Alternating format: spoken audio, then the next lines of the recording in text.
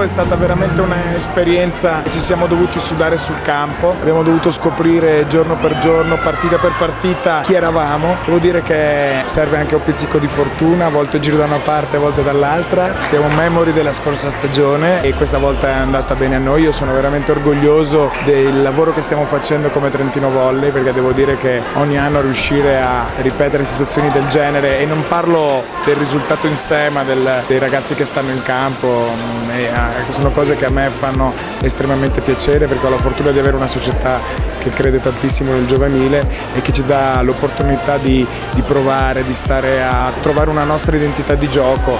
Oggi avevamo 2 ragazzi sopra l'1,90 che ricevevano, e in Under 14 assicuro che non è una cosa semplice, eppure ci siamo riusciti, e questa è una cosa che mi inorgoglisce veramente tantissimo.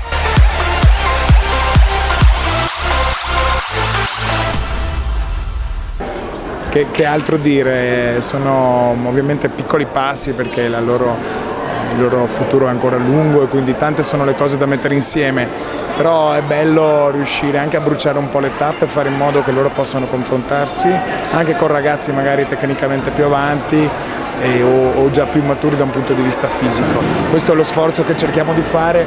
Ovviamente quando succede di essere ripagati con una vittoria come questa è una cosa stupenda.